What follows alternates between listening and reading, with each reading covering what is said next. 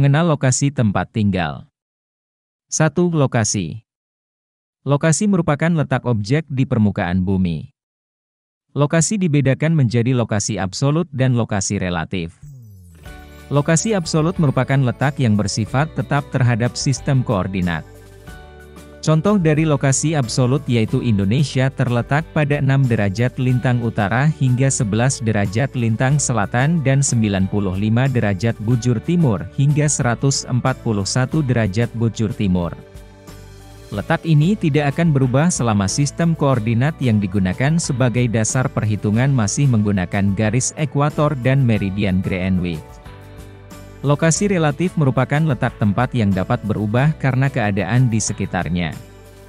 Sebagai contoh, awalnya Kabupaten Tanah Tidung termasuk dalam Provinsi Kalimantan Timur, tetapi saat ini merupakan kabupaten di Provinsi Kalimantan Utara. Selain itu, lokasi relatif memiliki pengaruh pada nilai suatu objek. Lokasi di dekat jalan raya memiliki harga tanah yang lebih mahal tetapi kurang sesuai untuk tempat tinggal karena suara bising dan bahaya polusi udara dari kendaraan bermotor.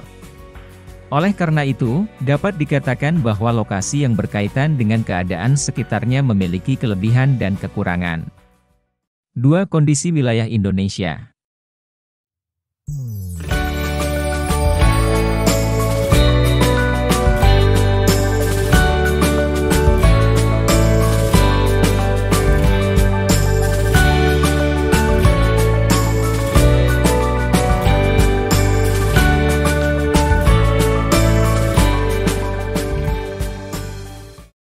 Letak dan luas.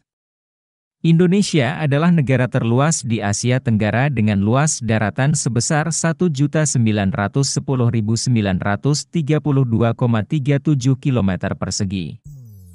Dan luas lautan mencapai 5,8 juta km persegi, data Kemenko Maritim, 2019. Letak geografis adalah posisi suatu wilayah berdasarkan kenyataan di permukaan bumi. Secara geografis, Indonesia berada di antara dua benua dan dua samudra yaitu benua Asia dan Australia serta Samudra Hindia dan Pasifik. Letak geografis tersebut memberikan keuntungan bagi Indonesia seperti 1. Indonesia menjadi jalur perdagangan internasional. 2. Memiliki kebudayaan yang beragam, salah satunya bahasa, karena adanya akulturasi budaya asing dan lokal. 3. Transportasi laut semakin berkembang dan mendapat perhatian karena sebagai jalur perdagangan internasional. Letak astronomis merupakan posisi suatu tempat yang didasarkan pada garis lintang dan bujur. Garis lintang merupakan garis khayal yang melingkari bumi secara horizontal.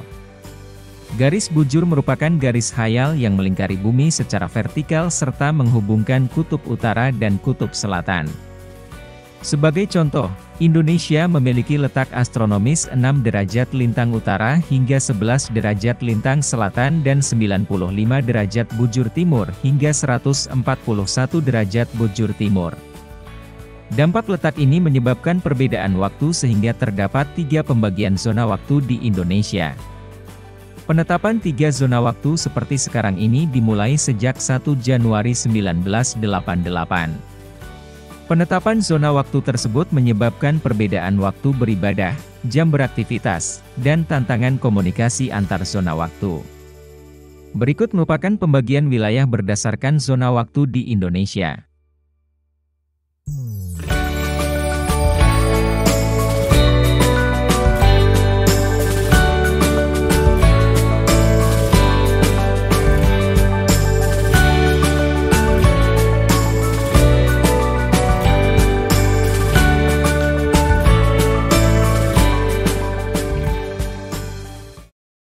1. Waktu Indonesia Barat, WIB.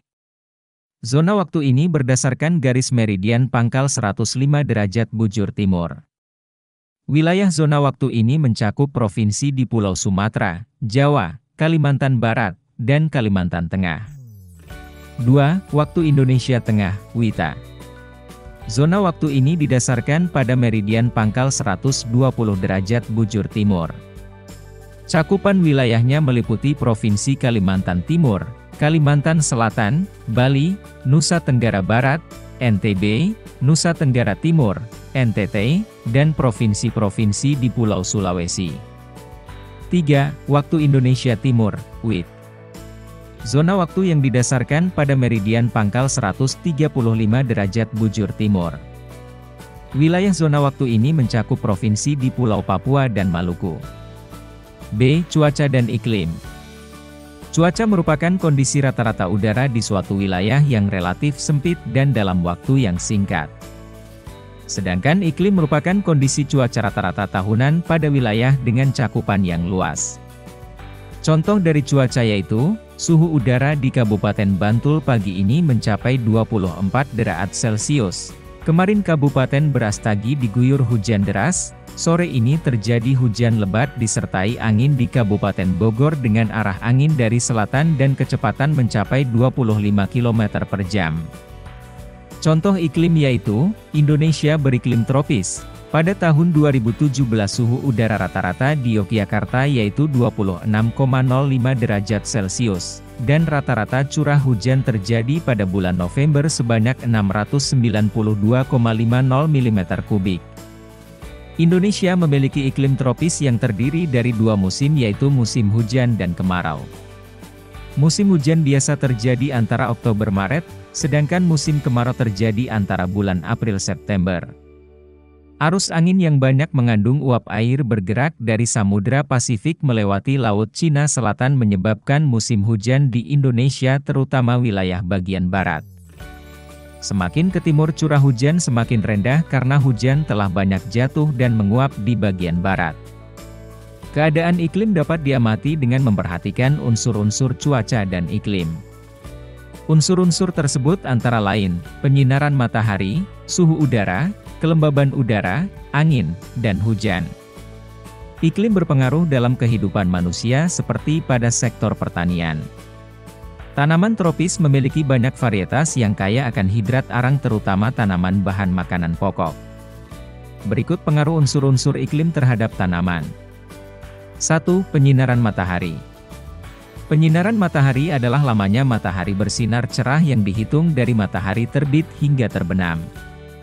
Lamanya penyinaran matahari dapat memengaruhi fotosintesis tanaman dan dapat meningkatkan suhu udara. 2. Suhu. Suhu merupakan derajat panas atau dingin yang diukur dengan skala tertentu. Pengaruh suhu terhadap tanaman yaitu mengurangi kadar air sehingga cenderung menjadi kering. 3. Kelembaban. Kelembaban udara adalah kemampuan udara dalam mengandung uap air. Tingkat kelembaban udara dipengaruhi kandungan jumlah uap air dalam udara. Pengaruh kelembaban udara terhadap tanaman yaitu membatasi hilangnya air. 4. Angin. Angin adalah pergerakan alami udara yang sejajar dengan permukaan bumi. Faktor terjadinya angin yaitu perbedaan tekanan atmosfer dari satu tempat dengan tempat lainnya. Pengaruh angin terhadap tanaman yaitu membantu proses penyerbukan secara alami, mengurangi kadar air. 5. Curah hujan. Curah hujan merupakan intensitas air hujan yang jatuh ke permukaan bumi akibat kondensasi selama periode waktu tertentu. Pengaruh hujan terhadap tanaman yaitu dapat meningkatkan kadar air dan mengikis tanah. C. Kondisi geologis.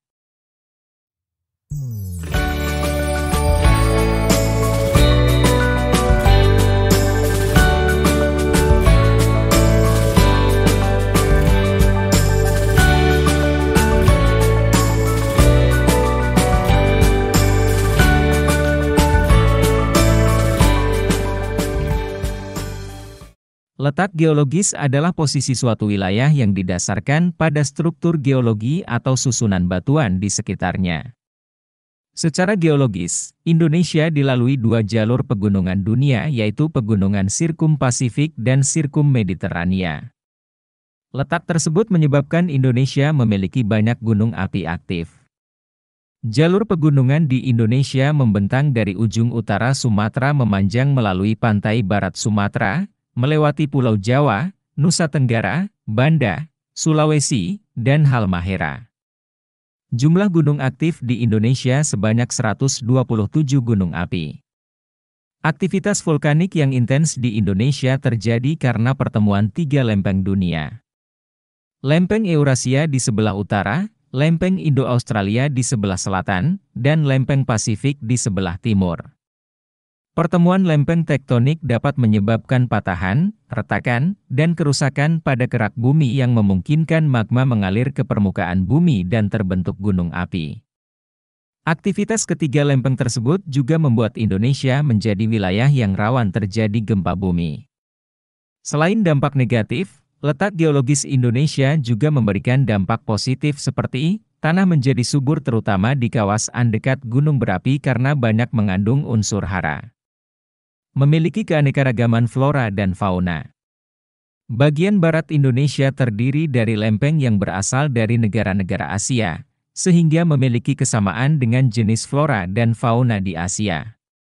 Bagian tengah Indonesia merupakan bagian lempeng Asia Australia sehingga memiliki flora dan fauna peralihan endemik. Sedangkan bagian timur Indonesia termasuk dalam kawasan lempeng Australia sehingga memiliki flora dan fauna serupa dengan yang ada di benua Australia. Memiliki sumber daya mineral yang beragam seperti berbagai jenis batuan, minyak bumi, dan gas alam.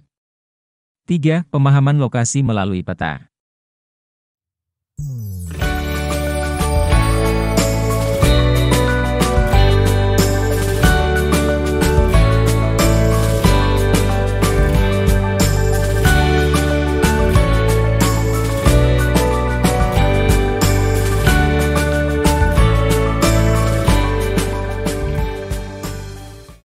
A. Komponen peta. Peta merupakan gambaran permukaan bumi yang diperkecil dalam bidang datar menggunakan skala tertentu. Prihandito mendefinisikan peta sebagai penyajian grafis bentuk ruang dan hubungan keruangan berbagai perwujudan yang diwakili. Pembuatan peta memerlukan pengetahuan khusus mengenai penggambaran permukaan bumi yang biasa disebut ilmu kartografi dan orang yang ahli membuat peta dinamakan kartografer. 1. Judul peta. Judul peta merupakan identitas untuk mengetahui dan menginterpretasikan daerah yang tergambar dalam peta. Penulisan judul diletakkan di bagian tengah atas untuk memudahkan pengguna dalam membaca peta. 2. Skala peta. Skala merupakan perbandingan jarak pada peta dengan jarak sebenarnya. Skala terdiri dari 3 jenis yaitu, skala numerik, skala verbal, dan skala grafis. Skala numerik merupakan skala yang dinyatakan dengan angka pecahan seperti 1:100.000. Skala verbal merupakan skala yang menunjukkan jarak inci di peta sesuai jumlah mil di lapangan seperti 1 inch to 4 mile yang berarti 1 inci di peta mewakili 4 mil jarak sebenarnya di lapangan. Skala grafis merupakan skala yang ditunjukkan dengan garis atau grafik. Skala tersebut menyatakan bahwa setiap 1 cm pada peta mewakili 2 km pada jarak sebenarnya. Perhitungan skala dapat dilakukan dengan rumus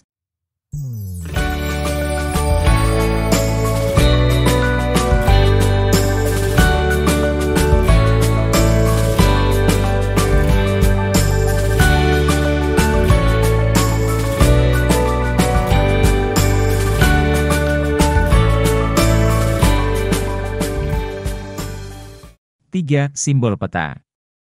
Simbol peta mewakili objek sebenarnya di lapangan. Berikut merupakan jenis-jenis simbol yang ada di peta. A. Simbol titik, untuk menggambarkan tempat atau data personal. Contoh, ibu kota kabupaten. B. Simbol garis, untuk menggambarkan kenampakan yang berhubungan dengan jarak.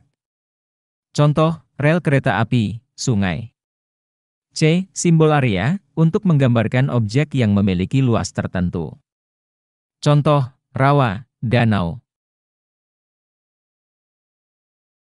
4. Warna peta. Warna peta menggambarkan kenampakan yang ada di peta. Berikut merupakan warna yang biasa digunakan untuk menggambarkan berbagai kenampakan dalam peta. A. Warna biru menggambarkan perairan, daerah dingin. B. Warna kuning menggambarkan gurun, dataran tinggi, vegetasi yang kering. C. Warna hijau menggambarkan hutan, dataran rendah, vegetasi. D. Warna coklat menggambarkan daerah perbukitan, kontur. E. Warna merah menggambarkan gunung api, kota, jalan protokol. F. Warna hitam menggambarkan batas wilayah. 5. Legenda. Legenda merupakan keterangan simbol-simbol yang ada dalam peta untuk mempermudah pengguna dalam membaca dan menginterpretasikan peta. Letak legenda berada di sisi kanan atau kiri bagian bawah peta. 6. Orientasi. Orientasi adalah arah mata angin yang menunjukkan arah utara, barat, selatan, dan timur daerah yang digambar. 7. Sumber dan tahun pembuatan. Sumber dan tahun pembuatan menunjukkan informasi kepada pembaca mengenai sumber data yang digunakan dan tahun pembuatan peta. B. Fungsi peta. Pembuatan peta ditujukan untuk mempermudah pengguna dalam mencari informasi. Informasi yang didapat ini bisa digunakan sebagai landasan pengambilan keputusan. Berikut merupakan fungsi peta. 1. Memperlihatkan letak suatu tempat dengan tempat lainnya di permukaan bumi. 2. Menunjukkan ukuran suatu objek seperti jarak dan luas daerah. 3. Menampilkan bentuk objek di permukaan bumi misalnya bentuk benua dan negara. 4. Menyajikan data mengenai potensi suatu daerah. 5. Memudahkan suatu pekerjaan seperti untuk perencanaan pembangunan jalan. Seiring perkembangan teknologi, peta tidak hanya berwujud dalam bentuk kertas tetapi digital. Berbagai sektor telah memanfaatkan dalam rangka menunjang usahanya. Tanpa disadari, kalian juga telah memanfaatkannya dalam kehidupan sehari-hari, seperti dimanfaatkan untuk A. Pengembangan transportasi berbasis online. Sebelum adanya transportasi berbasis online, pengguna transportasi publik harus mencari dan mendatangi langsung untuk memesannya. Selain itu, pengguna juga harus bernegosiasi dengan pemilik transportasi untuk menyepakati harga. Ini membutuhkan waktu lebih lama. Adanya transportasi berbasis online dapat memberikan kemudahan kepada pengguna untuk menemukan transportasi di sekitarnya dengan tarif yang telah disepakati sesuai aplikasi yang digunakan. B. Perhitungan estimasi biaya ekspedisi pengiriman barang secara cepat. Salah satu faktor yang memengaruhi biaya pengiriman adalah jarak lokasi pengiriman dengan lokasi tujuan. Perusahaan ekspedisi pengiriman memanfaatkan data jarak untuk mengetahui estimasi biaya pengiriman. Penjual dan pembeli juga tidak perlu datang ke ekspedisi pengiriman untuk menanyakan estimasi biaya pengiriman barang. Penjual dan pembeli dapat melakukan pengecekan secara mandiri melalui aplikasi ekspedisi pengiriman yang digunakan. C. Perhitungan perkiraan lama waktu yang dibutuhkan untuk barang sampai pada alamat tujuan. Perkiraan lama waktu pengiriman ini memiliki sistem yang mirip dengan perhitungan estimasi biaya pengiriman.